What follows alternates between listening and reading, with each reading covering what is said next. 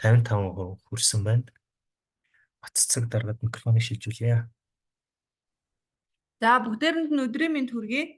Тэгээд нээлттэй засгийн түншлэлийн үндэсний зөвлөлийн даргаас чиглэл болгосны дагуу өнөөдөр уг зөвлөлийн үндэсний зөвлөлийн гишүүн миний бие хурлыг удирдах явуулахаар байна. Тэгээд үндэсний зөвлөлийн өмнөх хуралдаанаар бол Монгол улсын үндэсний зөвлөлийн үйл ажиллагааны 5 дугаар төлөвлөгөөний төсөлтөд танилцаж баталсан байгаа. Тэгээд түүний мөрөөр нээлттэй засгийн түншлэлийн хараат бус тайлагнах механизмаас 6 дугаар сарын эхэнд төлгөө боловсруулах явц ил тод оролцоон тулгуурласан хүртээмжтэй өрнөс хэсгийн нягтлан дүгнсэн тайланг бидэнд танилцуулахаар төлөвлөсөн та бүхэн үнийг санаж байгаа хаа. Тэгээд өнгөрсөн энэ хугацаанд бол зууд түүний үр нөлөө мөн малчтын нөхцөл байдал чиглэсэн цаг үеийн шинжтэй арга хэмжээнээс хамаарат үндэсний зөвлөлийн хуралдаан бас товлсон хугацаанд хуралдаж чадалгүйгээр өнөөдрийг хүртэл хойшлуулад байсан. Тэгээд өнөөдрийн хуралдааны хувьд бол 4-р хуралдаанаараа бид хоёр онцгой асуудлыг бол авч хэлцүүлэхээр төлгөө гаргасан. 1-р үндэсний зөвлөлийн үйл ажиллагааны 4-р төлөвлөгөөний тайланг нээлттэй засгийн түншлэл 2023 оны 8 дугаар сарын 15-ны өдөр хүлээлгэж өгсөн байгаа. Түүний мөрөөр хараат бус тайлагнах механизмаас 24 оны 1-р сард бидэнд бас тайланг ирүүлсэн. Түүнийг бид танилцуулах ёстой.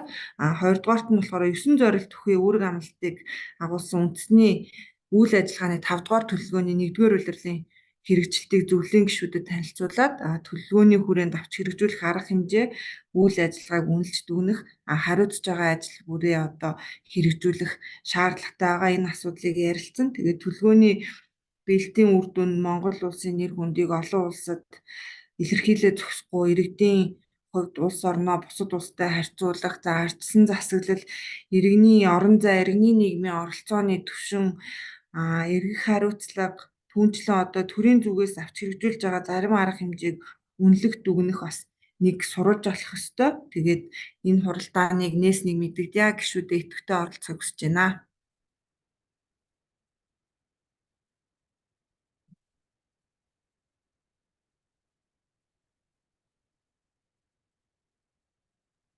Батцэг дараад баярлалаа. Миний зүгээс та бүхэн танилцуулах эхний мэдээлэл маань бол яг өмнө дурдсанчлан үндэсний үйл ажиллагааны 4-р төлөвлөгөөний тайланг бид нэр өнгөрсөн оны 8 дугаар сарын 15-ны өдөр албан ёсоор хүлээлгэн өгсөн. За тэгээд түүнээс хойш яг нээлттэй засгийн түншлэлийн хэрэгжилтийг тухайлан хариуцаж өөрийн дүгнэлт зөвлөмжийг гаргадаг хараат бус тайлагнах механизмаас яг Монгол улс тайлан хэрэгжүүлэгч этгээд нэг бүртээ ярилцлага хийж ийм хүндэнгийн үр дүнгийн үнэлгээ өгдөг байгаа. Тэгээд тэр дүгнэлтээ 24 оны 1 сард гаргасан боловч цаг үеийн нөхцөл байдал давж хүрсэн зүйлээс шалтгаалаад танилцуулж чадаагүй. Зөвхөн захин хуудсанда коммент оруулах зэрэгээр байршуулсан байдаг. Тэгэхээр бид бүхний зүгээс бол үүнийг англи монгол хэлээр татан авч ашиглахаас гадна олон нийтэд түгээхтэй холбоосын олцох бүрэн боломжтой. За агуулгын хувьд аваад үзэх юм бол хараат бус тайлагнах механизмын бидний өнгөрсөн 4-р төлөвлөгөөн дээр ямар үнэлгээ өгж байгаа вэ гэдгийг аваад үзэх юм бол 9 зорилт бүрээр 2 жилийн хугацаанд ямар ахис дэвшил байгаа вэ? Аль нь хэрэгжсэн, алийг нь хэрэгжих шатантай байсан, үр дүнгүй хэсэг байсан уу гэдгийг нь бол бид нар өөрсдөө биш, засгийн газрын зүгээс гэхээсээ илүүтэйгээр засгийн газартай хамтарч ажилладаг оролцогч талууд, төрийн бас байгууллага, иргэний нийгмийн төлөөллийн үнэлгээний байр суурь дуу хоолой үнэлгээнд дээр тулгуурлаж бол энэ тайланг гараад байгаа онцлогтой. За үндэсний зөвлөлийн гишүүнийг бүр танилцуулахаас гадна төрийн бас байгууллага олон нийтэд үүнийг танилцуулах үүрэгтэй байдаг учраас бидний энэхүү бичлэгийг дараа нь мөн хадгалаад та бүхэн өөрсдийн хамтран ажилладаг түншлэгч оролцогч талуудтай ийм үр дүн гарсан байна. Бидний хөндлөнгөөс ингэж үнэлсэн байна. Бүгдээрээ дараагийн 5 дугаар үйл ажиллагааны төлөвлөгөөгөө ойрын жилүүдэд хэрэгжүүлэхдээ 3-4 жилийн хугацаанд энэ зүйл дээр анхаарч ажлын өмнөх сургамж маань ийм байх юм байна гэд яриа хэлцээг өгнүүлэх нь зүйтэй гэдэг зөвлөмжийг шинжээчийн зүгээс бол онцолж өгсөн байгаа. За техникийн чиглэлийн хүрээнд аваад үзэх юм бол бидний зүгээс бол тодорхой хэмжээнд сайн үр дүн гарсан болон үр дүн байхгүй байгаа хэсгүүдийг онцолж байна. Тэгэхээр энэ маань юу юм бэ гэхээр бидний зорилт маань өөрөө маш амбицтай хийж чаднаа, амжуулна гэдэг богино хугацаанд хийхээр төлөвлөсөн. Эсвэл хэд ерөнхий хэмжихэд ерөнхий хэмжүүр шалгуур үзүүлэлт шалгуур нь ерөнхий байгаа нь эргээд үнэлэхэд бас сайн нөлөө гарахгүй байгаа жишээг бид нар бас энэ чинээсээ харах бүрэн боломжтой. За үүний зэрэгцээгээр 2 жилийн хугацаанд шаардлагатай хууль тогтоомжийг өөрчлөх, хувь зүйн тат орчныг бүрдүүлэх гэдэг бол хугацаа ордог. Чуулганы өмнө судалсан хуулийн төслөө боловсруулж олон нийтээр хилцүүлээд чуулганд танилцуулахаар илгээх. За үүний мөрөөр байнгын ороодын хуралдаан олон нийтийн хилцүүлэг тэгээ нэгдсэн хилцүүлэг гэдэг цаг хугацаа ордог учраас зарим нэг төлөвлөлтөн дээр бол бодтой төлөвлөгөө дур зүрх байгааг анхаарал тавих нь зүйтэй гэж онцлсан байгаа. За тэгээд бидний зүгээс яам агентлагаас бэлдэж өгсөн мэдээлэл дээр тулгуурлаад мөн иргэний нийгэм түүнийг хэрхэн хөндлөнгөөс үнэлж байна вэ гэдгээр дүгнэлтээ боловсруулж танилцуулсан байх жишээтэй.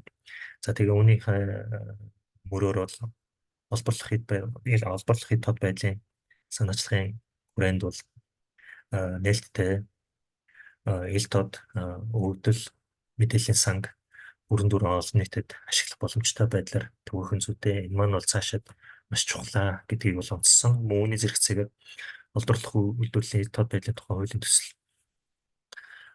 эцлэн батлах зорилт маань бол хугацаанд амжаагүй байгааг та бүхэн хараарай гэж онцлсон. За тэгээд энэ маань өөрөө маш чухал ач холбогдолтой эрх зүйн зохицуулалт юм аа гэж бол иргэний нийгмийн зүгээс тухайлан байр суурь илэрхийлсэн баг жишээтэй. За мөн үүний зэрэгцээгээр дараагийн зорилтын хүрээнд даваад үзэх юм бол хэрхэн дөгж байгаа вэ гэдгийг бол бидний зүгээс өгсөн илтгэл мэдээллээс гадна хэрхэн хөндлөнгөөс ажиглаж байр суурь илэрхийлж байгаа талуудын бас дундын үнэлгээ гэдгийг бас бид нар энэ дээр харах бүр боломжтой. Тэгэхээр энэ маань бол тодорхой хэмжээнд эрх зүйн зохицуулалтыг сайжруулах, шинжлэх, шинээр хийх гэдэг энэ асуудлууд дээр бол анхаарал хандуулах зүйл байна. Бид нар өмнө нь ахис дэвшил гаргасан байхын зэрэгцээгээр мөн улам сайжруулах зүйл байна гэдгийг бол иргэний нийгмийн төлөөллөөс харах бүр боломжтой. За зорилго болгон дээр яригдж байгаа энэ хууль зүйн орчныг сайжруулах гэдэг маань бол өөрөө бидний зүгээс бол сайтар анхаарах, ялангуяа олон тал хамтран ажиллах, мөн мэдээлэл солилцох. Тэгээд түүнийг бодиттой хэрэгжүүлэх гэдэг хугацаа орохоос гадна олон талын оролцоо чухал гэдгийг бол талууд анхаарч энэ дээр зөвхөн төрийн байгууллагад чи хийх ёстой гэдэг хандлагаар биш, мөн төрийн бас байгууллагууд ч гэсэндээ энийг хамтаараа зорж, хамтаараа бүтээж, хамтаараа хэрэгжүүлнэ гэдэг талыг бол анхаарч ажиллах талын байр суурийг бол давхар илэрхийлсэн байгаа. За үүний зэрэгцээгээр мөн ахис дэвшилттэй зүйлсийг бол хүлээн зөвшөөрч засгийн газрын үйл ажиллагааг сайшаасан хэсгийг бол дүгнэлтээс бид нар харах бүрэн боломжтой. За энэ дээр яригдж байгаа өөр нэг зүйл маань юм бэ гэхээр иргэний орон зай, иргэний нийгэмтэй холбоотой зохицуулалт, ялангуяа түүнийг сайжруулах тал дээр байр суурьуд бол удаадараа илэрхийлж гаргаж ирсэн. Тэгэхээр энэ дээр бол ахис дэвшил гаргах цаашаа бид нар илүү нэгт хамтран ажиллах, нэг харилцан сонсох төрийн бас байгууллагуудын дуу хоолойг болон бас төрийн байгууллагын зүгээс хэрэгцээ шаардлага зохицуулах хэм хэмжээний судалгааг бас хоорондоо танилцаж, яриа хэлцээ өрнүүлж цаашаа урьдчилах зүйтэй байна гэдгийг бол үзэж байгаа. За мөнгөний зэрэгцээгээр өмнө удаадараа дурдсанчлан шинэ хэм хэмжээ зохицуулахаас гадна одоо байгааг нэмж өөрчлөх эсвэл шинжилэн найруулах гэдэг арга хэмжээнүүд авлаа гэж бодоход түүнийхээ мөрөөр боловсруулах тухайн нийгмийн харилцаанд оролцож байгаа этгээдэд ач холбогдлыг таниулж татан оролцуулахаас ахуулаад яг энэ хуулийг батлах, тэгээд түүнийг хэрэгжүүлэхээр олон нийтэд сурчлах хүртэлх үйл явцд бол хамтын ажиллагаа чухал юм байна. Ялангуяа төрийн болон төрийн бас байгууллагын зүгээс ч гэсэндээ бас энэ дээр шин төвшөнд харилцаа гаргах зүйтэй байна. Дараагийн 4 жилийн хугацаанд нээлттэй засгийн түвшлийн 5 дугаар үндэсний үйл ажиллагааны төлөвлөгөөн дээр бол бид нар үүнийг илүү их анхаарч ажиллах хэрэгтэй байна. Үндэсний үйл ажиллагааны 5 дугаар төлөвлөгөөн дээр энэ үнэлгээнээс гарсан төгөл зөвлөмжийг бол тусгаж бид нар алийг нь давтахгүй байх вэ гэдэгт дээр анхаарах талыг бол утсан байгаа. За дараа нь яригдж байгаа нэг зүйл маань юу юм бэ гэхээр манай засгийн газрын зүгээс өгсөн амлалттай холбоотой ялангуяа иргэдийн утга учиртай оролцоог хангах талаар зорилт бүхий амлалт байгаа. За тэгээ үүнийг бол а, их үр дүнтэй байж болох үз иргэдэд үр өгөөжтэй зорилт байсан. Гэхдээ хэрэгжилтэн дээр нь бол талууд сайтар харж ажиллах шаардлагатай байлаа.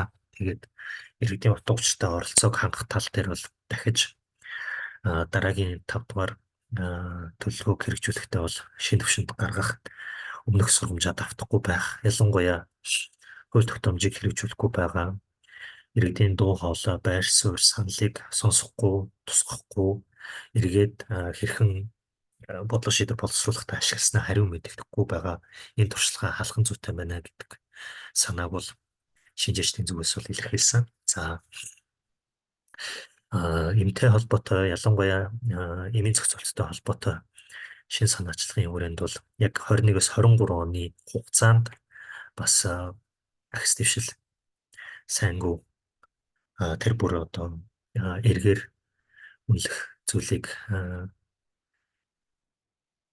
гардаж хэрэгжүүлэх тал дээр бол дутмаг байна гэдгийг бол олсон байгаа. Тэгэхээр өнгөрсөн 21-с 23 онд бол бид нэр хэрхэн хамтарч ажилласан бэ? Юун дээр ямар алдаа байгаа вэ гэдгийг өөрсдөө дотроо үнэлээд цаашаа ахис дэвшил гаргахын зүйтэй байна гэдэг санаа байгаа. За дараагийн нэг зорилт маань бол хэвлэлийн эрхчлөлтөд холбоотой амлалт байсан. За тэгээ үүнийг бол ахис дэвшил гаргах хийх ажил бол их байсан гэдгийг бол үзэж байгаа. За тэгээд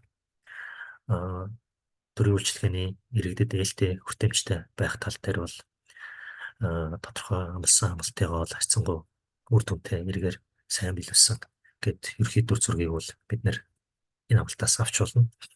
За тэгээд үндсэндээ бидний энэ өнгөрсөн хугацаанд үндэсний үйл ажиллагааны 3 дугаар төлөвлөгөө болон үндэсний үйл ажиллагааны 4 дугаар төлөвлөгөөг хэрхэн хэрэгжүүлсэн бэ гэдгийг ингээ харьцуулаад аваад үзэх юм бол манай улсаас бэлдэж танилцуулсан тайлан дээр хөндлөнгийн хараад бус механизм маань шинжээчд маань яаж дүнсэн бэ гэдгийг бол эндээс харж болж байгаа. Тэгээд өмнө нь 19-с 21 онд бол 13 амлалтыг өгөөд үүнийхээ 4-ийг нь бол бүрэн болон маш сайн хэрэгжүүлсэн. За тэгээд нэг амлалтыг бол хэрэгжүүлэхэд бол ахис дэвшил бага байсан гэдэг дүр зурагтай байгаа бол бид нар 19-с 21 оныхоо үйл ажиллагаанаас сургамж аваад илүү ахис дэвшилтэй ажиллаж чадсныг бол энэ 21-с 23 оны амлалтаа хэрхэн биелүүлсэн бэ гэдгээс харж болж байна. 9 зорилго бүхий амлалтыг амлаад 4-ийг нь бол бүрэн болон маш сайн хэрэгжүүлсэн гэдэг үнэлгээнд бол үнэлгээ механизм өгж байгаа. Мөн үүний зэрэгцээгээр маш бага үр дүн гарсан гэдгээс ахицтайгаар одоо дунд зэргийн болон ач холбогдол бүхий үр дүн гарсан гэдэг амлалт байгааг бид нэр харьцуулан харах боломжтой байна. Тэгэхээр бид нар 19-с 21 онд ахис дэвшил гаргаж 21-с 23 онд ажиллаж чадсан шигэ энэ нэрчээ хадгалж дараагийн 4 жил 3-4 жилийн хугацаанд үлдсэн хугацаанд бид нар илүү их ахицтай амлалт зорилтоо хэрэгжүүлэх боломжтой байна гэдгийг харж болж байгаа. За шинжээчийн зүгээс өгж байгаа дүгнэлт зөвлөмжийг ерөнхийдөө базаад аваад үзэх юм бол ямар зүйлсийг биднэрт анхааруулж дүгнж байна вэ? Юун дээр зөвлөж байна вэ гэдгийг нь бол та бүхэнд тухайлан уншиж танилцуулъя. Яг эхний агуулгын хүрээнд аваад үзэх юм бол нээлттэй засгийн түншлэлийн чиглэлээр талууд илүү бодиттой. Тэгээд чиний хийх ёстой юм төр энэ дөрвөнд үүрэг бүлээн гэхээсээ илүүтэйгээр олон талын оролцоог бүрэн дүр хангаж хамтарч ажиллаж чадсан. Тэгээд тэрхүү амлалтаа хэрэгжүүлэх үс мөнгө хангалттай хүрцгүүц байх. ийм орчныг бүрдүүлж иж манай улсын амлалтууд бол бодиттой хэрэгжээд байна гэдгийг бол ерөнхийдөө дүгнсэн байна. Тэгэхээр бидний зүгээс энэ дараагийн 4 жилийн хугацаанд хэрэгжүүлэх 24-өөс 27 онд хэрэгжүүлэх үндэсний үйл ажиллагааны 5 дугаар төлөвийг боловсруулахдаа бол аль болох талуудыг татан оролцуулах байдлаар дэмжих байдлаар бол боловсруулж ажилласан. Тэгэхээр бид нар бол өмнө нь төрийн бас байгууллагуудын дуу хоолойг эсвэл тэдний байр суурийг эсвэл хэрэгжилтэнд мониторингод татаж оролцуулах тал дээр алдчихсан бол үнийг давтаж болохгүй байна. Бид нар тухай бүрэн хянаж шинжилж, үнэлж, үнэлэнгийн төрийн бас байгууллагын энэ чиглэлээр мэргэжсэн шинжээч нарын иргэний нийгмийн дуу хоолойг байнга сонсож, тухай бүрэн өөрсдийн үйл ажиллагаагаа эрчимжүүлж, үйл явцаа эргээр өнүүлж ахын зүйтэй байна гэдэг санаа гарч ирж байгаа. За манай ажлын албаны зүгээс бол өнгөрсөн хавраас хариуцж ажиллаж байгаа. Тэгээд үүний хүрээнд бол аль болох богино хугацаанд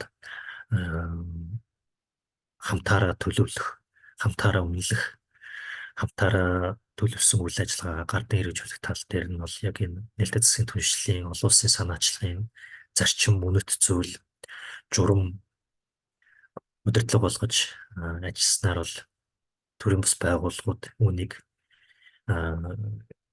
дэвшилттэй эерэг үр дүн ахиц гаргасан гэж бол үнэлэнгөөс үнэлсэн байна гэж бол харж болно. За үүний зэрэгцээгээр бид нар 5 дугаар төлөвлөгөөг боловсруулахдаа зөвхөн нээлттэй засгийн түншлэлийн үндэсний зөвлөлийн одоогийн бие бүрэлдэхүүнээр хязгаарлахгүйгээр өмнө нь нээлттэй засгийн түншлэлийн зөвлөлд байсан мөн нээлттэй засгийн түншлэлийн үнэт зүйл зарчмын чиглэлээр үйл ажиллагаа явуулдаг. Тодорхойлох юм бол нийгмийн их хариуцлага, ил тод байдал, нээлттэй байдал, инновац технологи зэрэг чиглэлээр үйл ажиллагаа явуулдаг талуудыг аль болох татан оролцуулах, тэдэнд мэдээлэл хуваалцах, дараагийн 4 жилийн үйл ажиллагааны төлөвлөгөөг илүү бодиттой, биелхүүц, цаг хугацаанд хэрэгжихүүц санаачлаг байх тал дээр нь бол талуудын байр суурийг тусгаж ажиллахаар хичээсэн. За үүний зэрэгцээгээр санхүүжилтийн асуудал бол чухал юм байна гэдгийг бол бусад улс орны үндэсний үйл ажиллагааны төлөвлөгөөг үнэлэхэд ч гэсэндээ энэ хараа бус механизмын зүгээс бол байнга анхаарч хэлдэг зүйл байгаа. Тэгэхээр энийг бол манай улсад ч гэсэндээ та бүхэн цаашид үйл ажиллагаа үр дүнтэй, өргөжтэй болгохын тулд бол зохих шаардлагатай санхүүжилтийг бүрдүүлэх, тэгээд тухайн санхүүжилтийг захиран зарцуулах чиг үүргийг бас шаардлагатай бол зохицуулах байж болох юм аа. Үүн дээр бол олон талын оролцоог тэгээд шаардлагатай тохиолдолд бол төр иргэний нийгэм хоорондоо хамтарч ажиллаад нэг нэгэндээ чадхаа хуваарлаад хуваалцаад ажиллах нь зүйтэй байна гэдэг төвлөлтийг өгсөн байх жишээтэй.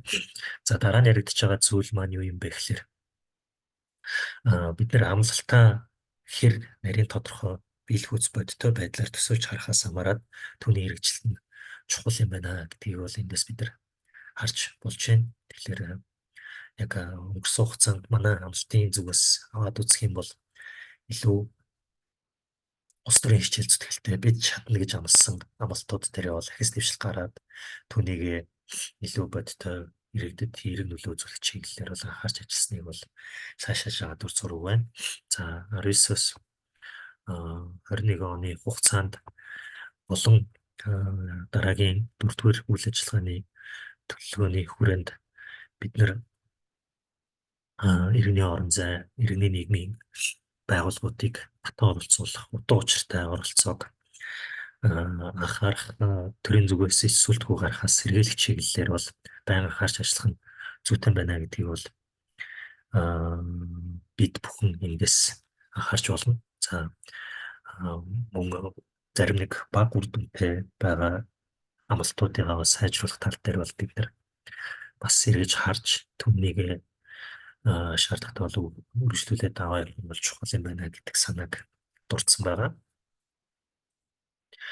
За үүний зэрэгцээгээр олон нийтийн татан оролцуулах, олон нийттэй хамтарч ажиллах талаас бидний зүгээс бас анхаарч ажиллах зүйл байгаа юм байна гэдгийг дахин давтан хэлэлцсэн. Мөн үүний зэрэгцээгээр энэ олон талын оролцоог хангаж талууд нэг нэгнээс сонсож төлөвлөж ажиллах юм бол илүү үр дүнтэй, хүлээн зөвшөөрөгдөв үзэх хэрэгжилтэй байхаас гадна бас бид нэр өмнө нь хийж чадаагүй зүйлээ ч гэсэндээ өнөөдөр үлдсэн 3.5 жилийн хугацаанд бол илүү сайтар ахис дэвшил гаргаад ажиллахад болох зүйл байна. Тэгээд нийлдэт засгийн түншлэлийн олон улсын санаачлагын хүрээнд яригдж байгаа гол зүйл бол төр иргэний нийгэм хоёр түншлэгч тал шүү гэдгийг бол байнга санаж ажиллахыг бол зөвлөдөг, чиглүүлдэг, цаашаадаг. Манай Монгол улсын хувьд бол Алсын хараа 2050 урт хугацааны хөгжлийн бодлогын баримтчгийн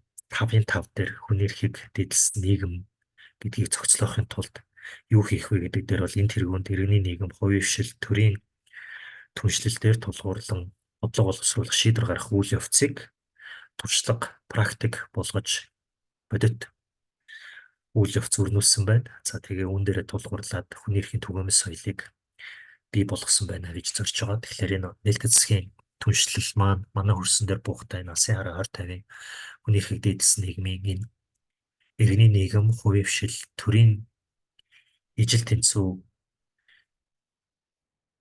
түншлэгч байдлаар харилцах жишгийг авчрахад бас дэмжлэг үзүүлэх бүрэн боломжтой гэж бол харж байгаа. За тэгээд энэ хараад бус механизмаас өгсөн дүгнэлт зөвлөмжийг та бүхэнд тоймлон танилцууллаа. Асууж лавлах зүйл байвал хариулъя.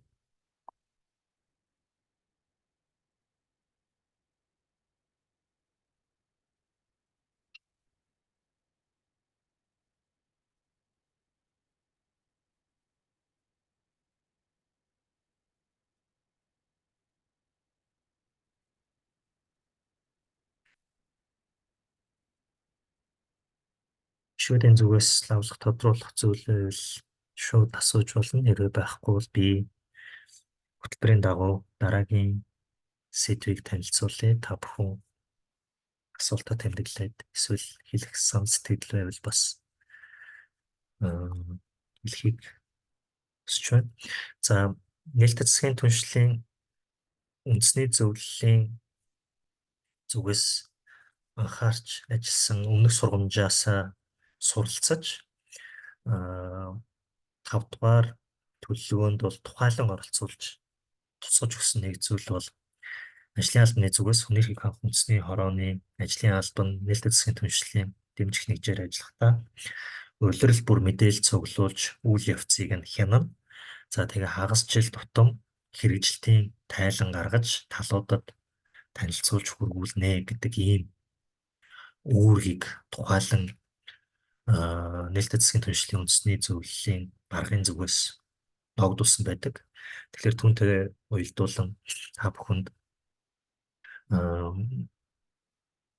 үндэсний үйл ажиллагааны 5 дугаар төлөвлөгөө маань хэрхэн хэрэгжиж байгаа өнөөдрийн төвшөнд ямар байдалтай байгааг талуудаас цуглуулсан мэдээлэлээр тулгуурлаад та бүхэнд танилцуулъя. За өнөөдрийн үйл ажиллагаатай уялдуулаад бидний анхаарах зүйл маань юу гэж болох вэ гэхээр энэ олборлох үйлдвэрлэлийн ил тод байдал гэдэг бол бидний нэг зорж байгаа хэсэг бол мөн.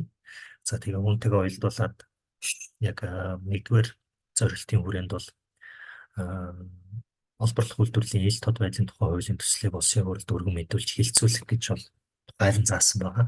Тэгэхээр энэ маань бол холбогдох журмынхаа дагуу үйл явц өрнөж байгаа гэж харж болно. За дараа нь яригдж байгаа зүйл маань юу юм бэ гэхээр ил тод байдлыг хангах чиглэлээр аль болох нээлттэй ил тод ажиллах түүнийг хүмүүст аль болох үзэж харж чадах дамжуулгын хэрэгслээр нь түгээх тухай ойлголтыг тухайлан зааж өгсөн байгаа. Тэгээд үүнийг бол хэрэгжүүлж байгаагаа бол байгууллагын аялал жуулчлалын яамнаас бол илэрхийлсэн.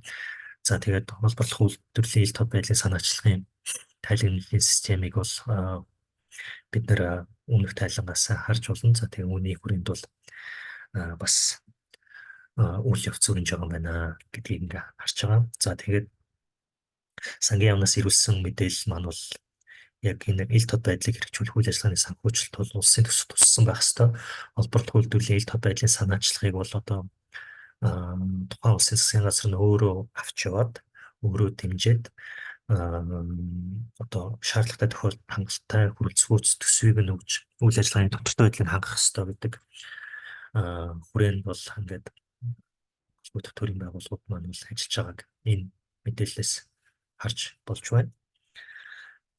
За хоёрдугаар зорилт маань болохоор мэдээллийн ил тод байдалтай холбоотой иргэдийн эрхийг баталгаажуулахтай холбоотой амлалт байгаа. За захин хөгжил харилцаа холбооны яамнаас ирүүлсэн мэдээлэлээр бол тухай бүр мэдээллийг шинжилж холбогдох мэдээллийг бол оруулахаас гадна илүү үр өгөөж дэвшлүүлэх чиглэлээр бол ажиллаж байгааг илтгэсэн байна. Мөн үүний зэрэгцээгээр иргэний нийгмийн төлөөлөлж манад үйл ажиллагаа болж байгаа Азийн сангийн зүгээс бол бас төрийн байгууллагын санаачлагыг дэмжиж ажиллаж байна. За ийм эмнэлгийн хэлтийг хэрэгслийг хянах зохицуулах газраас бол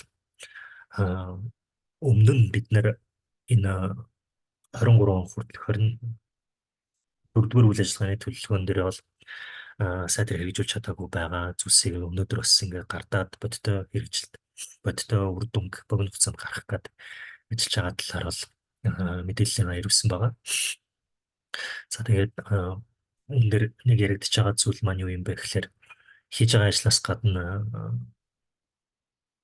холбогдох яамдын зүгээс маань бол яг бид нэр юу хийсэн хийгээгүй байгаа вэ гэдгийг илэрхийлж хэлээд тэгээд түүнийг дараагийн үйлрэлдээ засаж сайжруулад хэрэгжүүлээд анхаарал явах юм бол энэ маань 4 жилийн дараа хэрэгжилтэд үнэлэхэд ялангуяа 4 жилийн үйл ажиллагааны төлөвлөгөө боловсруулсан улсын хувьд бол 2 жилийн төгсгөл дээр мониторинг хийдэг байгаа. Тэгэхээр бид нэр ингээд улирал тутам үйл явцаа хянаад үйл явцаараа мэдээлэл шинжилээд хоорондоо хуваалцаа явуучих юм бол юу хийх ёстой, юун дээр анхаарах вэ гэдгийг мэдвэл одоо 2 жилийн дараа гинэт юу хийсэн бэлээ гэж адахаас илүүтэйгээр тухай бүрэн үйл ажиллагаагаа эрчимжүүлж явах тустай юм шүү гэдэг үднэс энэ дээр бас мэдээлэл оруулаагүй байгаа эсхийг маань оролцогч талууд анхаарал явахд бол бүрэн боломжтой.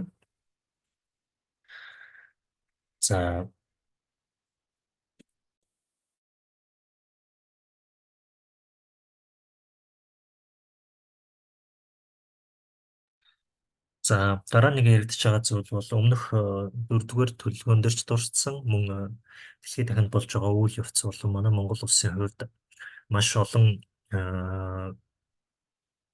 индексийн хүрээнд эрэг нөлөө үзүүлэх боломжтой, индексийн оног ахиулах боломжтой нэг том зорилт бол энэ иргэний орон зайтай холбоотой хэсэг байгаа. За тэгээ энэ дээр бол талууд маань бол холбогдох санаачлагыг гартаа аваад ямар ч үг үүрэг хүлээсэн бэ гэдгээр бол ажиллаж байгаа мэдээллийг олгосон байна.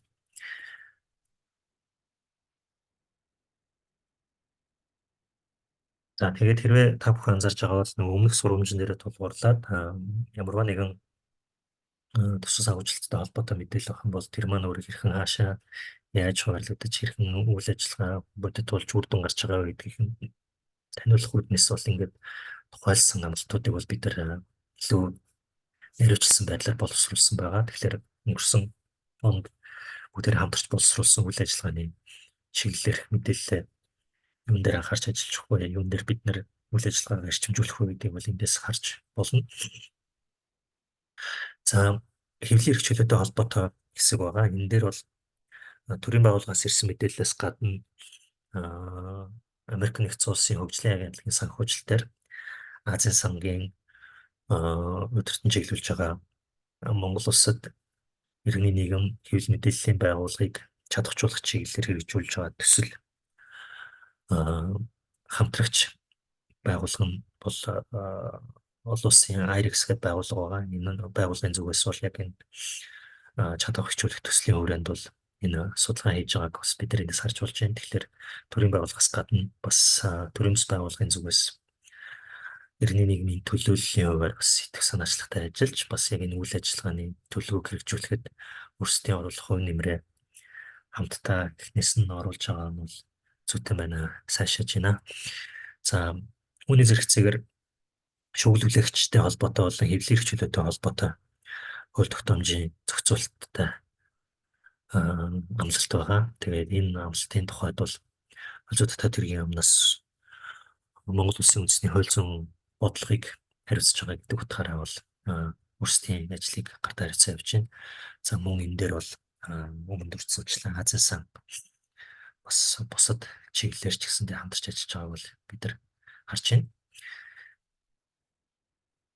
За дараа нь яригдж байгаа зүйл маань юу юм бэ гэхээр энэ олон улсын хамтын нийгэмлэгээс ялангуяа хүний эрхийн олон улсын механизмаас өгсөн зөвлөмжүүдийг хэрэгжүүлэх чиглэлээр бас анхаарч ажиллах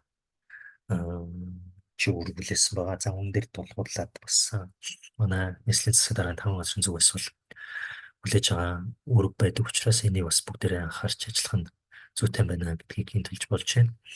За тэгээд яг бодит амьдрал дээр иргэдийн эдлэл зохих хэрэгчлөлөөр хэд бодиттой хэрэгжиж байна гэдгийг анхаарч ажиллаж байгаа талууд хэрхэн ажиллаж байна вэ гэдэг дээр бол бас холбогдох яамдын зүгээс анхаарч ажиллахын зэрэгцээгээр мөн хүний эрхийг хангах үндэсний хорооны зүгээс орон нутагт дах хүний эрхийн төлөв байдлыг тайлгнах элтгэх журам гэж шинэ журам санаачлан хэрэгжүүлж байгаа. Энэ бол тухайн нутаг дэвсгэртээр үйл ажиллагаа явуулж байгаа төрийн бас байгууллага, мэргэжлийн байгууллагууд, шинжээч нар, академик төлөөлөл иргэдийг оролцуулахад бол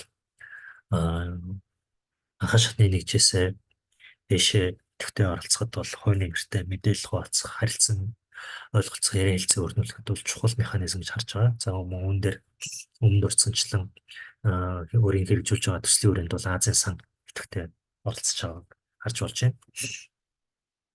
За дараа нь яригдж байгаа нэг том амлалт маань бол иргэдийн оролцоотойгоор иргэдэд нээлттэйгээр иргэд хаана юг хэрхэн зарцуулж байгаагаар энэ төсвийн талаарх мэдээлэлтэй байх, төсвийн чиглэлээр анхаарч ажилладаг байх. Ялангуяа орон нутагт энэ маань үүрэг үүрэгтэй байна уу гэдэг дээр анхаарч ажилладаг байх асуудал байгаа. За үүний хүрээнд бол сангийн яам нийслэлийн засаг дарганы 5 газраас бол хэрхэн яаж ажиллаж байгаагаа бол бидэнд ирүүлсэн байна. Тэгэхээр энэ үйл ажиллагааны төлөвлөгөөгөө одоо 2 жилд гэдэг юм уу 2 жил гарны дараа гинтхэн бидний нэр яаж хэрэгжүүлэх гэхгүйгээр ингээд улирал тутам мэдээлэл хуваалцаад шинжилээд хагас жил тутам хэрэгжилтийн явцын тайлангаа гаргаж явхад бол энэ баримтжуулалт маань бидэрт их хэрэгтэй гэдгийг бол ажлын албаны зүгээс бол тухайлан онцлж хэлмээр байна.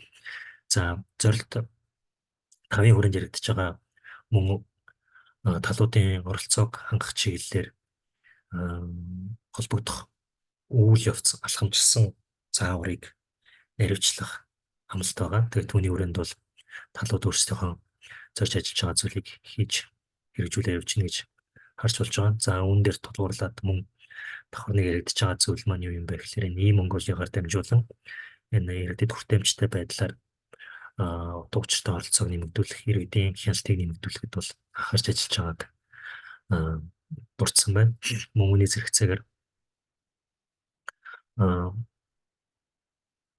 иргэдийн дуу хоолой, иргэдэд мэдээлэл дамжуулахаас гадна иргэд шийдвэр гаргахад оролцох чиглэлээр ямар байдлаар энэ хүү боломжийг олох вэ гэдэг дээр бол бас талууд оролцоод анхаарал үйл ажиллагаа явуулж байна. Тэгээд түүнтэй холбоотойгоор орон нутгийн хөгжлийн сангийн санаачлага зөвхөн аль биесны вебсайт гэлгүүгээр мөн түүний зэрэгцээ сошиал медиа дээр тулгуурлаад, гар утасны аппликейшн төрөл дээр тулгуурлаад хүртээмжийг хангах чиглэлээр ажиллаж байгаа талаарх мэдээллийг бид нэр дэлгэцснээс дэлгэрүүлэн харах бүрэн боломжтой байна. За дараа нь яригдж байгаа нэг зүйл маань бол манай Монгол улсад үйл ажиллагаа явуулж байгаа төрийн байгууллагуудын зүгээс энэ тэргуунд анхаарал 10 бүлэг байна.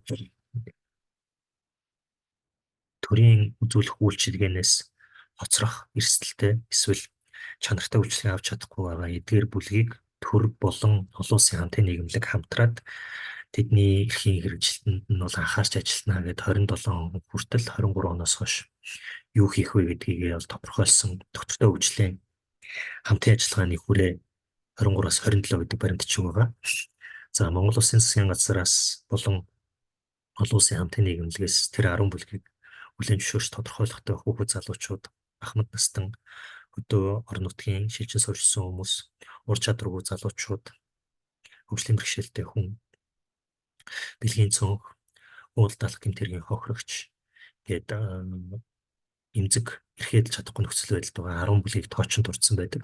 Тэгвэл эдгээр 10 бүлэг рүү чиглэсэн байдлаар бид нар ямар зүйлийг хийж чадах вэ гэдгийг бол энэ зорилт 6 дээр бол тухайлан боловсруулсан онцлогтой. За тэгээ үүний мөрөөр бол хөдөлмөр нийгэм хамгааллын яамны зүгээс хөгжлийн бэрхшээлтэй хүмүүс хүрч ажиллах, ялангуяа хүрч байгаа үйлчлэгийг сайжруулах чиглэлээр санаачлан хэрэгжүүлж байгаа үйл явцын талаар бол мэдээллийг өгсөн байна.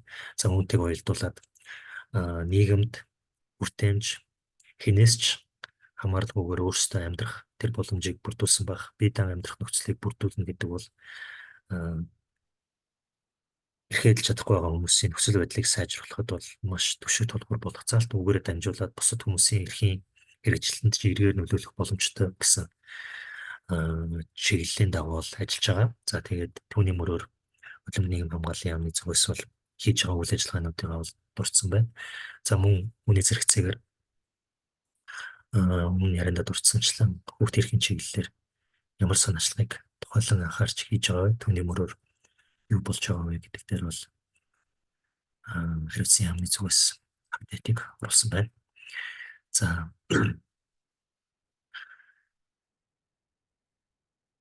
эрхлэгч байдлыг хангах, хүртээмжтэй, таатай, утга учиртай оролцох боломжийг бүрдүүлсэн нийгэм гэдэг бол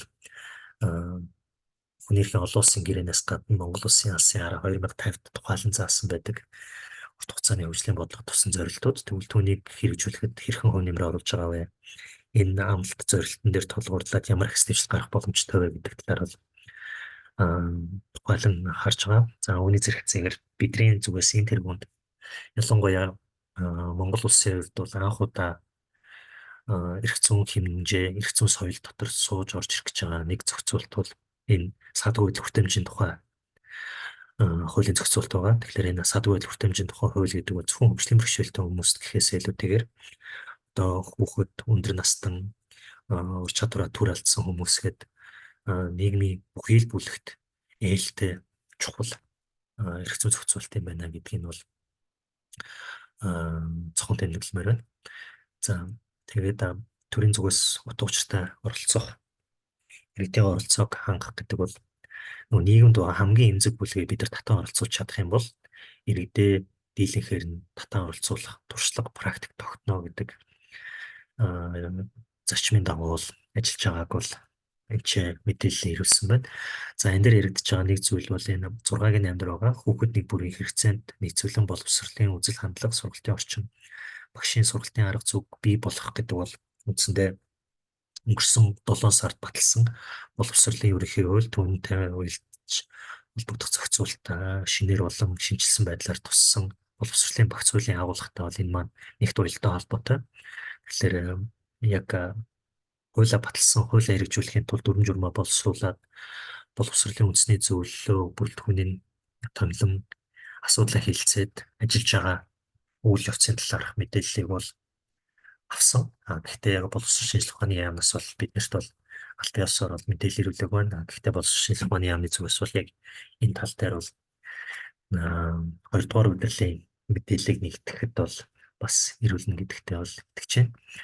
За холбогдох яамтаас хамтарч ажиллахаас гадна яамдын хариуцсан чиглэл үүргийг хэрэгжүүлэхэд мөн талууд оролцохоор бид нэр энэ үндэсний үйл ажиллагааны төлөвлөгөөгөө ухаалан заасан. За тэгээ үүн дээр бол тунгах өгөгдлийн урлан гэдэг хуулийн этгээдээс гадна Public Lab Mongolia гэдэг энэ төрийн байгууллага бол одоо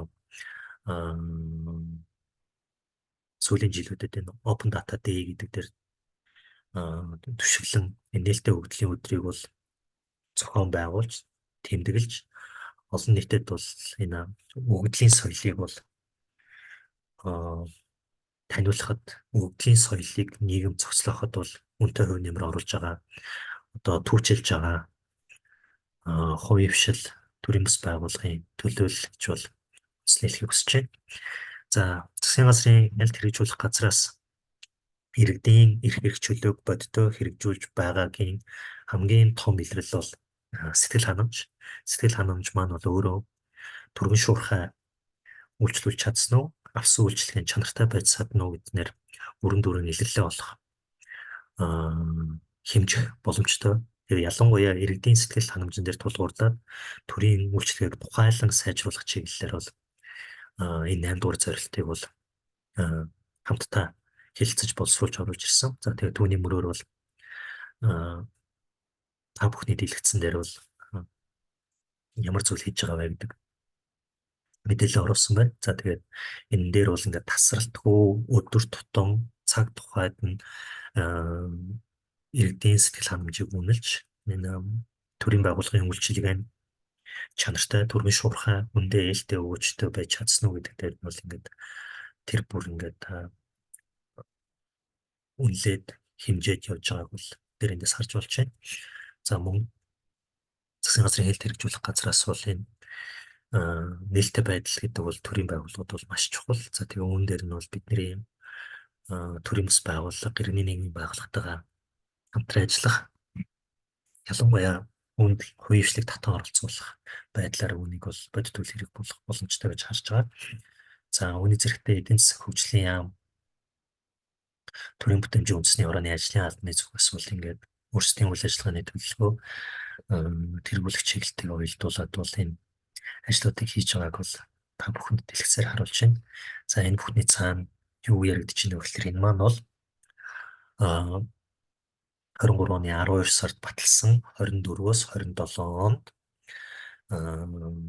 Монгол улс нээлттэй засгийн түншлэлийн олон улсын санаачлагын хүрээнд гишүүн болсныхоо хувьар нээлттэй засгийн түншлэлийн үнэт зүйл зарчмыг удирдлага болгон хэрхэн 4-р төлөвлөгөөгөө ахиц дэвшилтэйгээр өмнөх сургамжаасаа суралцсан илүү шин төвшөнд сайн жишг тогтоож туршлага нэвтрүүлж ажиллах вэ гэдэг дээр бол ингээд нэгэн удирлын хугацаанд юу хийсэн бэ гэдэг мэдээллийг бол та бүхэн танилцуулж байна.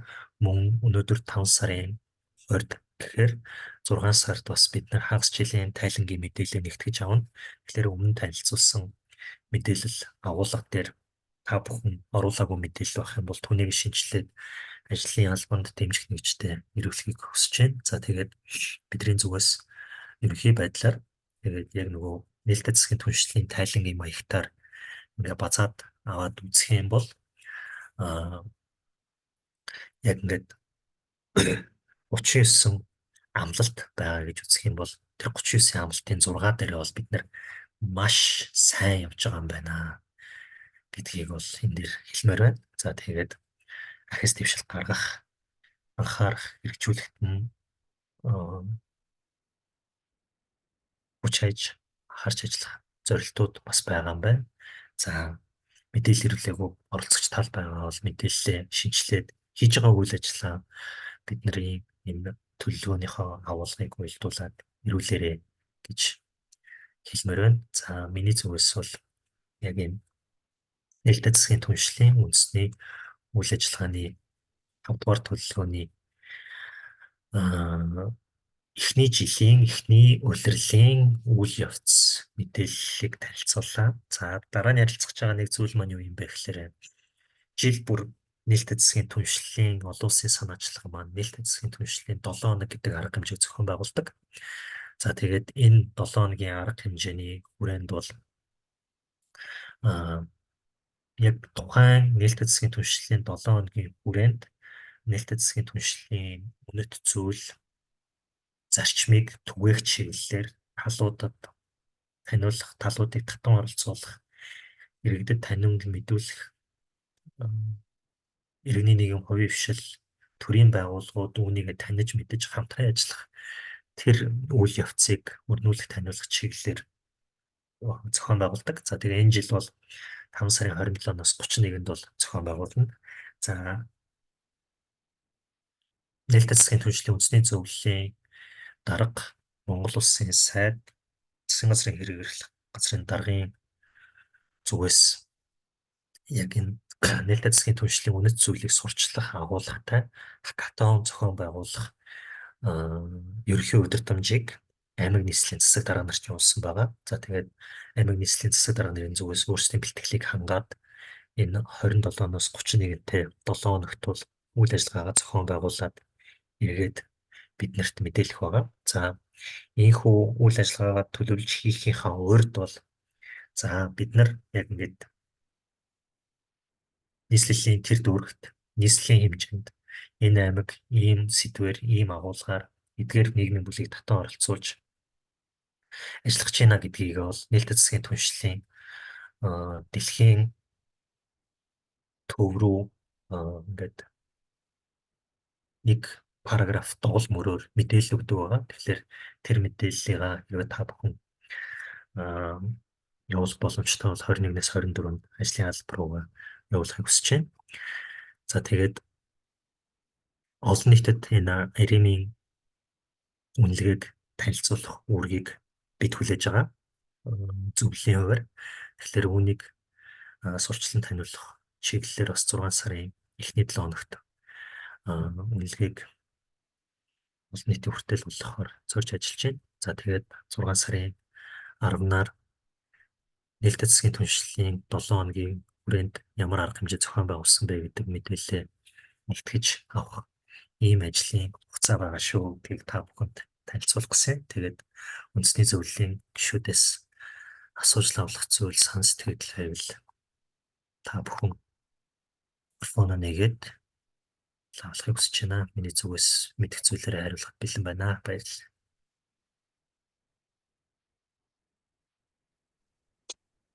Асууж болох уу? Нийтийн нэгэн форум Эрдэнэ жаргал.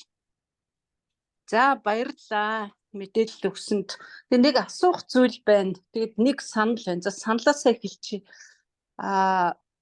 Энэ нөгөө нэг нээлттэй засаглалынхаа энэ одоо энэ 4 жилийн төлөвлөгөөнд орсон тэгээ хугацаа нь одоо болж байгаа яг энэ жилдээ энэ улиралдаа төлөвлөсөн үйл ажиллагаануудыг нэг сануулдаг нэг алерт явуулаад авах боломж байх лөө нөгөө хариуцсан байгууллагуудтай нэг тим юм хэрэгтэй юм болов уу гэж зүгээр нөгөө бодогдох тий төлөвлөгөөгөө харж байгаа л нэг жижигхэн юу бичүүл програм бичүүлчихдэг ч юм уу яадаг чинь тэгээд сануулаад байвал нөгөө энэ нөгөө мартагдах талтай юм чинь өчнөө үйл явдал өрнөж байгаа болохоор тий нэг тим зүйл ингээд бодогдож байгаа. Манай байгууллага уг нь бол мэдээлэл бэлтцсэн тэгэл явуулж амжаагүй л энэ одоо явуулъя тий хийж байгаа зүйлээ. Гэхдээ дандаа нэг явцсан мэдээлэл нөгөө эхний нэг улирал гэхээр яг нэг үрдүн гацсан гэхээсээ илүү явцсан мэдээлэл гэхдээ хамаагүй тэрийг явуулъя. Зөвхөн тэр нэг сануулгах механизмыг бодчоор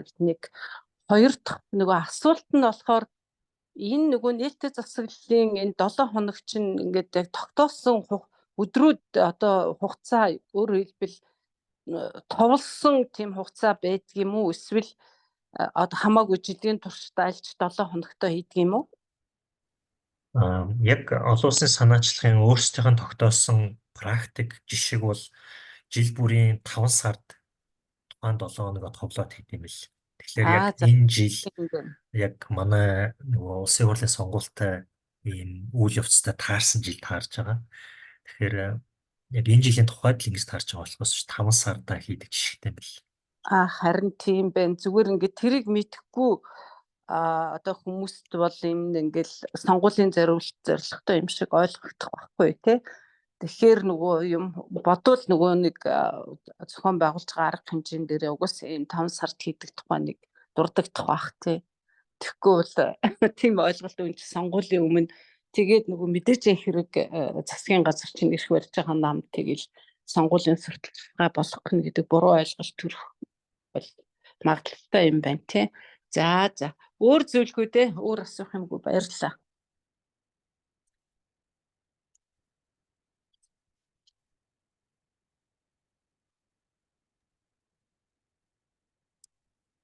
Эрдэнэ жаргал захирлын саналыг тэмдэглээд авлаа. Бидний зүгээс судлаад бас ямар боломж байх нь гэдгийг бас танд эргээд зөвлөлийн гишүүдэд мөн хамтдан мэдээлье. Бидний зүгээс бол яг нөгөө архивт үлдэх тэгээд төрийн аль бие усны харилцаа бичгээр явна гэдгээрээ бол яг албан тоо төлөвлөлөөд халууд руугаа за ингээд нэгдүгээр улирлын мэдээллээ биднэрт ирүүлнэ үгээрээ бас хагас жилийн тайлангаа бэлтгэхэд хэрэглэхийн шүү гэж сануулж байгаа. Гэхдээ бас үүнээс өөр ямар хувилбар байгааг бидний зүгээс бас судлаа. Баярлалаа.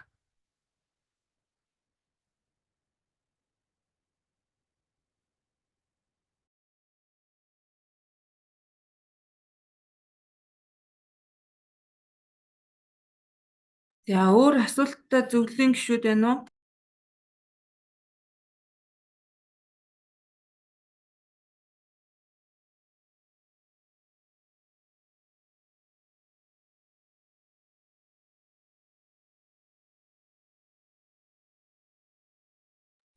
Асуулт санал байхгүй гэж үзээд тэгвэл дараагийнхаа хэсэг рүү орох уу?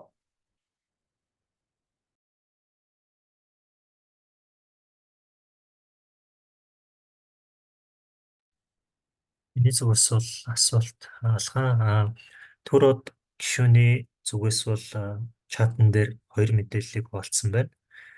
Нэг нь болохоор яг нээлттэй засгийн түншлэлийн Монгол улсыг хариуцсан шинээр томилогдож ажиллаж байгаа Дэви Барнас гээд мэрэгчлэний танилцуулгыг бидэрт хаваалцж байна. Тэгэхээр өмнө нь Аз нумхан далайн бүсийг хариуцж байгаа Монгол улсыг тухайлан хариуцж ажиллаж исэн IB гэдэг мэрэгчлэлтэн бол солигдсон. Тэгэхээр яг бид нартай харилцдаг шинэ Монгол улсыг хариуцсан ажилтан маань бол Дэви Барнас гэдэг хүн бол байгаа. Тэгээд саяхан хэдэн 7 өдрийн өмнө бол ажил авсан. Мөн үүний зэрэгцээгээр төрөөд гишүүний зүгээс нээлттэй засгийн түншлэлийн нээлттэй 7 хоног бол энэ жил 5 сарын 27-аас 31-ний өдрүүдэд явагдах юм байна. Тэгээд open.gov.org гэдэг энэ албан ёсны вебсайт байгаа юм байна гэдгийг бидэртээ хаваалцсан байна. Баярлалаа.